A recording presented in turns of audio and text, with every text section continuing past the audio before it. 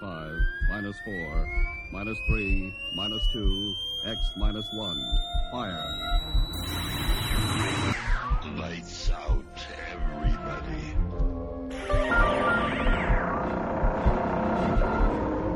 The creaking door. Dimension X. Inner Sanctum Mystery. X minus 1. Dark fantasy.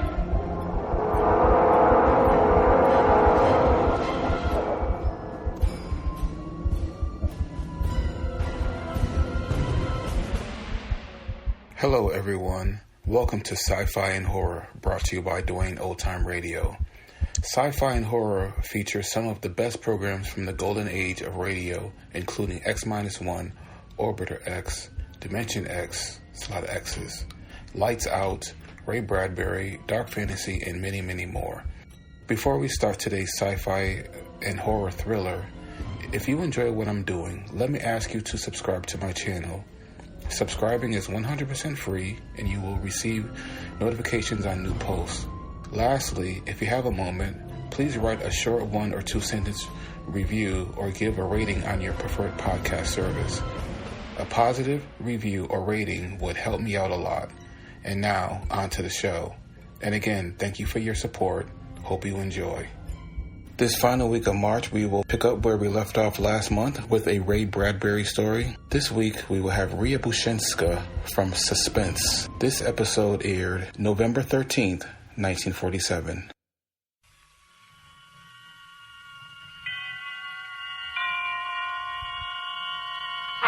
Suspense. Tonight's Suspense brings you an all-star cast of Hollywood's finest radio players in the premiere of a remarkable story by Ray Bradbury called Riabouchinska. But first, we'd like to remind you that in hotels, restaurants, and homes of distinction, wherever hospitality is a gracious art, the knowing host serves C-R-E-S-T-A, B-L-A-N-C-A, Cresta Blanca, Cresta Blanca. Yes, the famous name of Cresta Blanca is a symbol of good taste and good living wherever discriminating people gather. And when you serve proud Cresta Blanca California wines, you pay guests the highest compliment a host can offer. So, distinguish your table by pouring Cresta Blanca Burgundy or Cresta Blanca Sauterne, yours to enjoy for gracious dining. Shenley's Cresta Blanca Wine Company, Livermore, California. And now, Shenley brings you radio's outstanding theater of thrills, Suspense. Presented by Roma Wines. That's R-O-M-A. Roma Wines of Fresno, California, for your everyday enjoyment. Tonight, starring Joseph Kearns, Lurene Tuttle, Wally Maher, and Armina Faye in Riabouchinska, a suspense play produced, edited, and directed for Shenley by William Spear.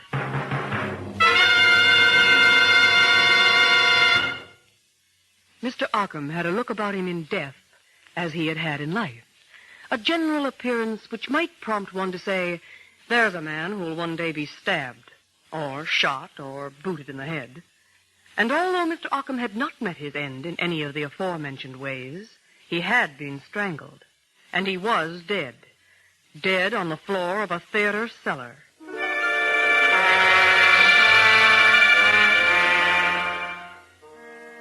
Yes, Mr. Arkham was deceived, and nobody seemed to care. Nobody but Detective Lieutenant Krovich, who'd been sent down to have a look around. On a table he saw a small, polished bronze box with certain words on the lid which read, Riabouchinska, property of John Fabian, world's greatest ventriloquist. Krovich looked from the box to the 3 figures standing stiffly before him. They were John Fabian, ventriloquist, Alice, his wife, and Bernard Douglas, Fabian's press agent. As Krovich lit his cigar, it happened. Please let me out. Oh, please let me out. The 4 people looked with startled eyes at the box on the table. Then Fabian, the ventriloquist, stepped forward and spoke earnestly. No, Ria. This is serious business, darling. You stay where you are. Please don't run. You should be kind to me now after what's happened. If you don't mind, Fabian, we'll have the dummy act at another time. Now, let's get this matter clear. Each of you testify that you don't know who this dead Mr. Ockham is, yet he told the stage manager tonight that he knew Mr. Fabian and wanted to see him about something important. Oh, stop it, Fabian. Pay no attention to her, Lieutenant. Her? You mean you? What is this? Get together, you two. We'll never be together again. Never again after tonight. Give me the key to the box, Fabian.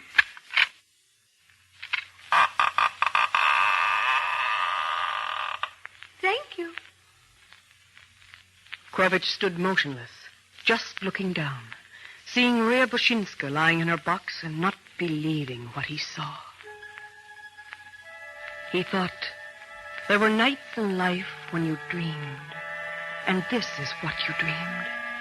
There were women you saw in life, far down the street, walking, fragile, far away, unattainable, and this tiny figure was one of them. There were voices that you heard singing high in a dark church loft, voices that made the candle flames shudder and dance to every cadence. And this was one of those voices. On a summer afternoon, you watched a spider gracefully spinning its cloudy web. And now, that web was Riabouchinska's evening dress, here and now. You had heard of honesty and intelligence and frankness and unafraidness all your life. And now, it looked straight up at you, fearlessly, shiningly, from a puppet eye.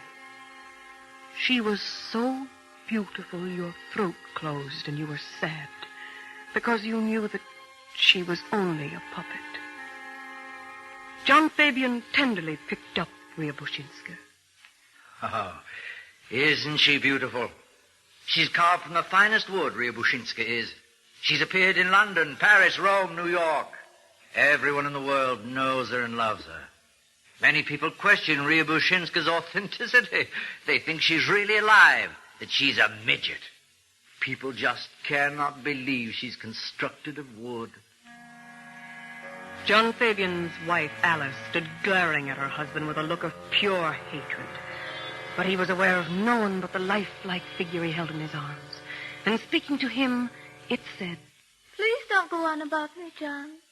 Alice doesn't like it. Alice has never liked anything about you, Ria. Shh, don't. Not here and not now, John. Tell me, Lieutenant, how did it all happen? I mean, about poor Mr. Ockham. What is this? You'd best return to your box, Riabouchinska. But I don't want to. I have as much right to listen and talk. I'm as much a part of this murder as Alice. Or Mr. Douglas. Don't drag me into this, you little witch. And the manner in which he replied made it obvious that Riabouchinska was more than an illusion to him, for he reacted to her as to a real person. It's just that I want the truth to be told. And if I'm locked in my bronze casket, there will be no truth. But John Fabian is a consummate liar, and I must watch him. That's right, isn't it, John? Yes, I imagine it is. John loves me best of all the women in the world. And I love him. And try to understand his wrong way of thinking. We're wasting time. If you think you'll interfere with my investigation, Fabian... Lieutenant, I am helpless. But she's in your throat. No. She is in my heart, which is much deeper. Sometimes I'm powerless. Sometimes she is only herself, nothing of me at all. Sometimes she tells me what to do, and I must do it. She watches over me, reprimands me, is honest where I am dishonest, ethical where I am wicked as old sin. She lives her life, I live mine. She's raised a wall in my head between herself and me, and she lives there, ignoring me if I try to make her say improper things, but cooperating if I suggest the correct words and pantomime. So, if you intend going on, I'm afraid Ria must be present. No, locking her up will do no good. Lieutenant Krovich sat quietly for a few moments. Then he seemed to make a decision. All right, let us stay. Maybe Maybe before the night's over, I'll be tired enough to ask even a ventriloquist dummy questions.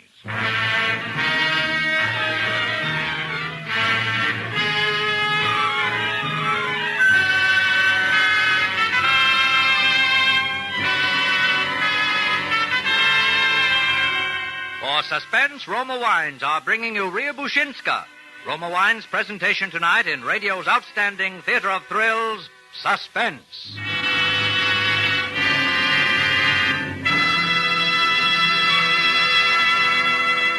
Suspense, radio's outstanding theater of thrills, is presented by Roma Wines. That's R-O-M-A.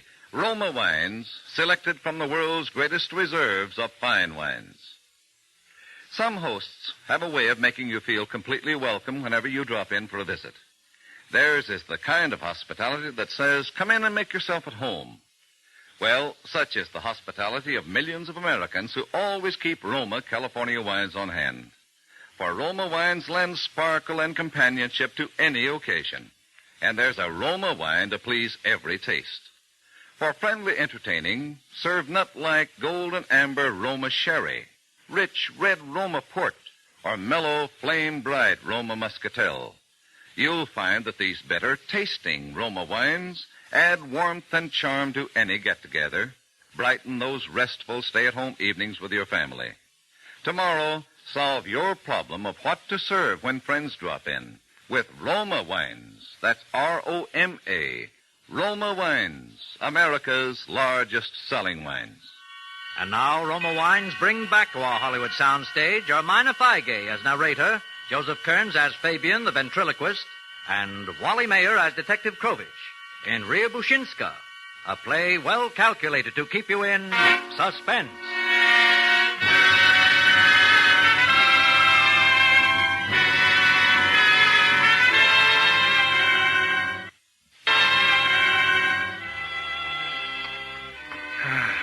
Once more, Mr. Douglas, do you recognize the dead man?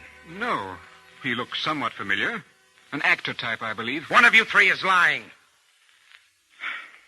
From the condition of Occam's shoes, his worn clothing, he needed money. Are you in love with Mrs. Fabian?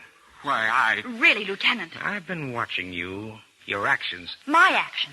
Yes. The way you look at Riabouchinska's box. The way you hold your breath when she appears. The way you knot your fingers when she talks. The way you stare at her. If you think for one moment that I'm jealous of a little piece of wood... Aren't you? No, I'm not jealous of her. You needn't tell him, Alice. Let her. They all stared at the figurine, even Fabian, the ventriloquist, as if her cry had come from an alien throat. Alice, tell them. I married John 7 years ago. He said he loved me. I loved him, and I loved Riabouchinska, too. At first, anyway. But then I began to see that he really paid more attention to her than he did to me. I began to feel hatred. Not for Riabouchinska, because it wasn't her fault. But I felt a terrible hatred for John, because I knew it was all his fault. His cleverness, his sadistic temperament. Each jealousy on my part was a tribute to the perfection of his art. She came out of him like a woman out of a dark god. But I don't hate Rhea. She's lovely, sweet, and honest. Everything that John isn't. Tell about Mr. Douglas. When I got no understanding, no love from John, I turned to Mr. Douglas. Aha. The dead man was a blackmailer. He came to the theater tonight to see her husband about you. You killed him to prevent that interview. I didn't kill him. Douglas might have and not told you. why kill a man? John knew all about it. I did indeed.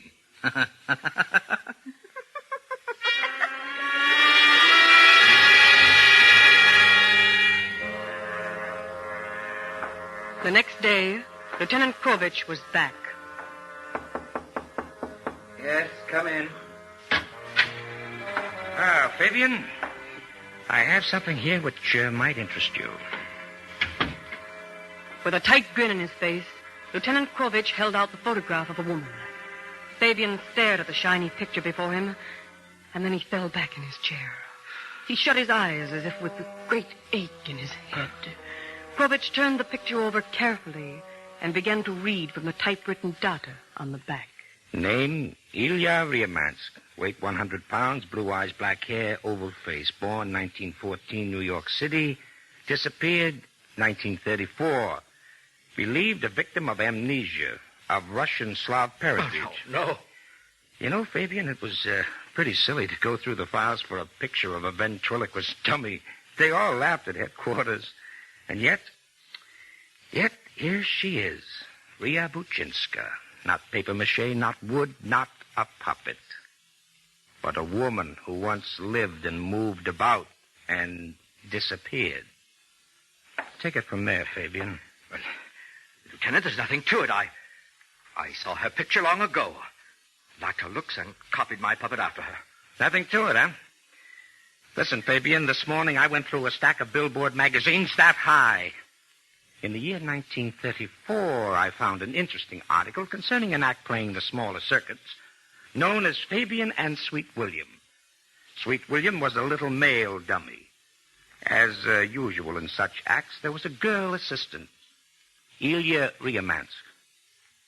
Look at that picture. The resemblance between the real woman on one hand and Riabouchinska, the puppet, on the other, is startling. She was my assistant, but that was all. I simply used her as a model. It all starts and ends with Riabouchinska. Why should you love a puppet so intensely? Because you love the original woman intensely. All right. In 1934, I was billed as Fabian and Sweet William. Sweet William was a small, bulb-nosed little boy dummy I carved years ago. I was playing Los Angeles when this girl, Ilya Riamansk, appeared at the stage door one night. She wanted a job. I remember. It was autumn.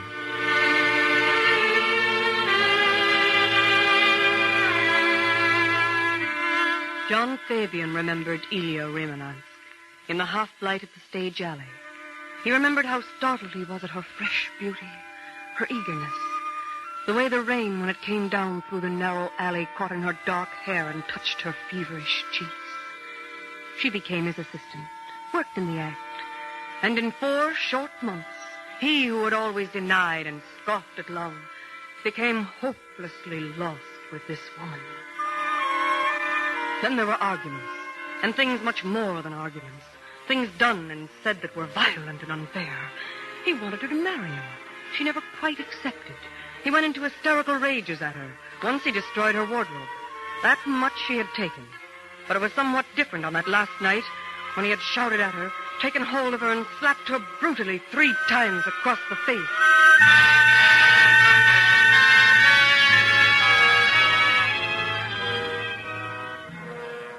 And Ilya Riamansk vanished that night. Vanished. The police questioned me. There was talk of murder, but she was gone with no trace. A record of her was sent to all the larger cities. That was the end of it for the police. But not for me. The knowledge of her going was too much. She might be dead or just run away, but wherever she was, I knew I needed her. One night I returned home more depressed than usual. I collapsed on a chair. And before I knew it, I found myself speaking to Sweet William in the totally dark room. William. Oh, this is all over and done. I can't go on. Coward, you can get her back if you want. No, I can't. No, I can never get her back. Yes, you can. Think of a way to get her back. Think of a way. Come on, you can do it. Put me away. Start all over. Start all over? Yes. Begin carving. Exactly. And slowly and lovingly. Carving. Make the little arching nostrils just so. And cut her black, thin eyebrows round and high. And make her cheeks in small duplicate hollows. And... No, it's monstrous. I can never do it. Yes, you could. Yes, you could.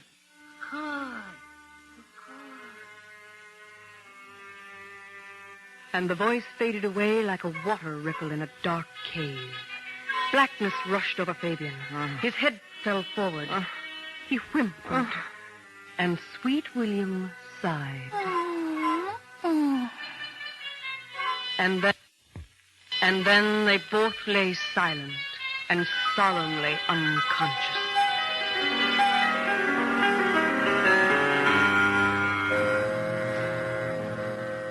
The next morning, John Fabian purchased the best grained piece of wood he could buy. But when he reached home, despair seized him. How could he fashion his warm Ilya from this cold wood? How could he shape this dumb block of dead substance into anything faintly approximating her glowing light? Go on, go on. It was Sweet William who egged him on. You can do it. And for 20 weeks he worked. He carved her hands into things as natural and beautiful as shells lying in the sun. And Sweet William lay dust-cloaked in his box, from time to time feebly croaking some sarcasm, some criticism, some hint, some help. But he was dying, soon to be untouched, inanimate wood. As weeks passed and Fabian molded and scraped and polished the new wood, Sweet William lay longer and longer in stricken silence. And one day, as Fabian held the puppet in his hand, Sweet William seemed to look at him a moment with puzzled eyes. And then there was a death rattle in his throat.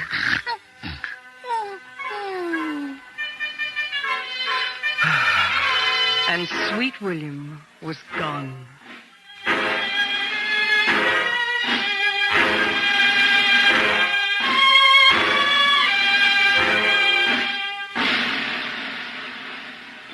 And now, as Fabian carved, a fluttering, an attempting of speech in his throat began echoing, re-echoing the sounds of Ilya Riabouchinska. At the year's ending, he was thinned and without money. But by then he had searched his stream of consciousness, experimented, and given the doll all the gracious mannerisms and shy gestures of the real woman. And then, at last, he held Ilya Riabouchinska in his arms again. They were together. He could talk to her and she could reply. And the first thing he made the little creature say was, I love you, John Fabian. Oh, Ria.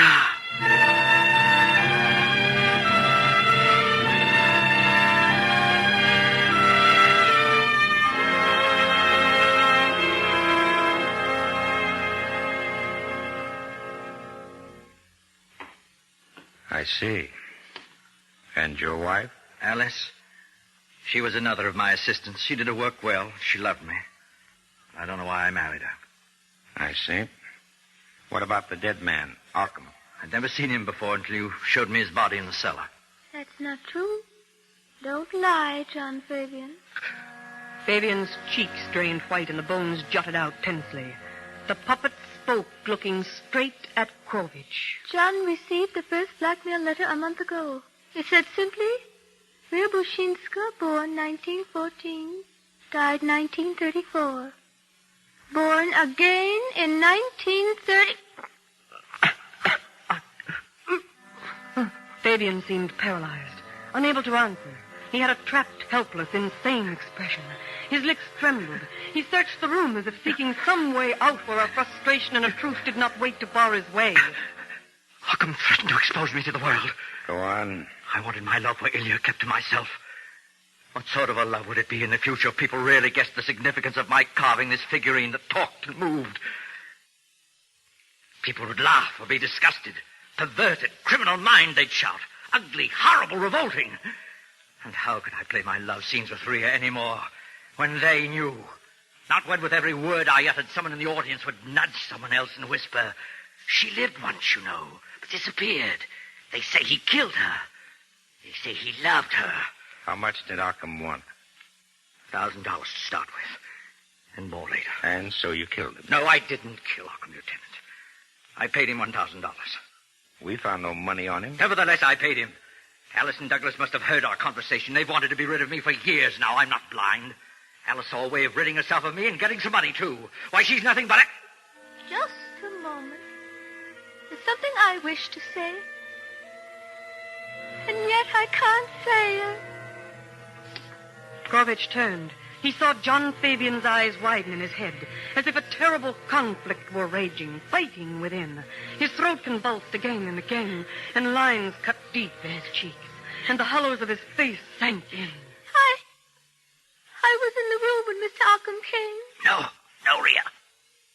I lay in my box, and I listened, and I heard, and I know. No. Mr. Ockham threatened to destroy me, tear me up, burn me into ashes, if John didn't pay him $1,000. Liz.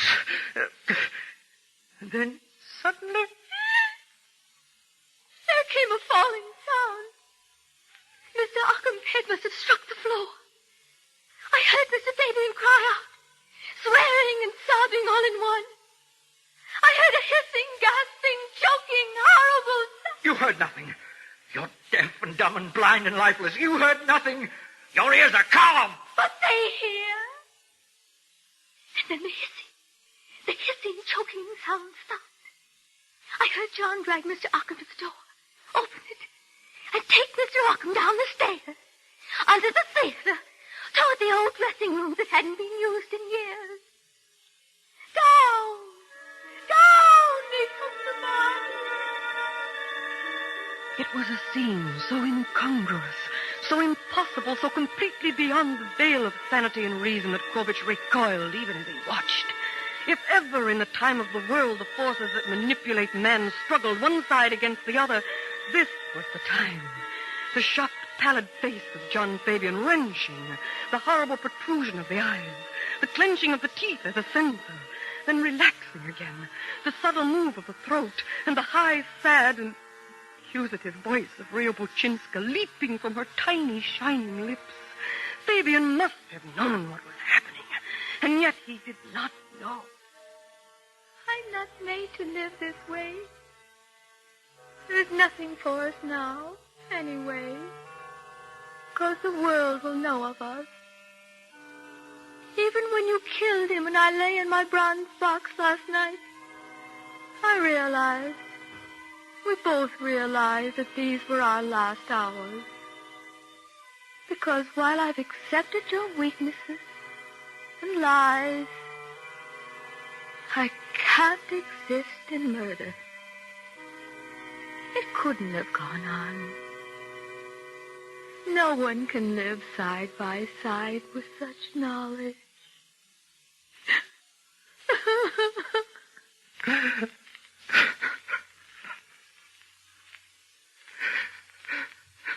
Fabian took her in his arms and held her high into the warm sunlight.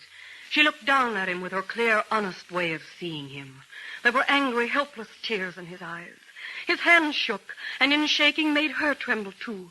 Her mouth closed and opened, silent, gaping and shutting again and again with no words. Fabian began to sob. He closed his fingers unbelievingly around his own throat. His eyes numbed. He looked like a man trying to remember something beautiful. Her voice, how it sounded, how to make it sound again. How to make her take back all she had said that was the truth. Oh, she's gone. She's gone. And I can't find her. I try, but I can't find her. She's run off behind the dark wall. And so deep down and far away in the night, I'll never be able to find her again. Yes, she's gone. Riabouchinska slipped bonelessly from his limp hand, folded over and glided noiselessly down to lie upon the cold, dirty floor, her eyes closed, her mouth gently sealed. Fabian didn't even look at her as Krovich led him away.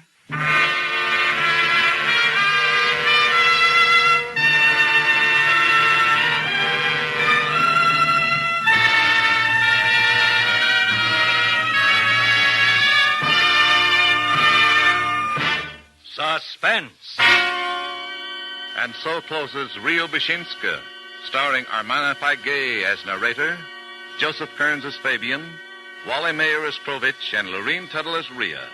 Tonight's study in suspense, presented by Roma Wines. That's R-O-M-A. Roma Wines, America's largest selling wines. Yes, more Americans do enjoy Roma wines than any other wines. And this is Truman Bradley to tell you why. It's because Roma wines taste better. You see, Roma selects and presses only the choicest California grapes. Then, with ancient skills and unmatched wine-making resources, Roma master vintners guide this luscious grape treasure unhurriedly to tempting perfection. These finer Roma wines are placed with other mellow Roma wines to await later selection for your enjoyment from the world's greatest reserves of fine wines. This weekend, give your family and friends a surprise. Serve delicious Roma California Sherry. Roma Sherry is a glorious gold and amber wine, soft and mellow on the tongue, with a delightful nut-like taste that's a perfect invitation to dining pleasure. And remember to insist on Roma. That's R-O-M-A, Roma Sherry, because more Americans enjoy Roma wines than any other wines. Tonight's Suspense radio play was by Mel Donnelly from a short story by Ray Bradbury. Be sure to listen next Thursday, same time, to Suspense.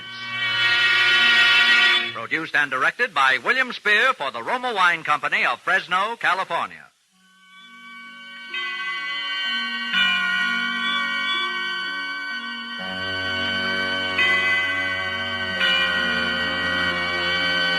This is CBS, the Columbia Broadcasting System. KNX Columbia Square, Los Angeles.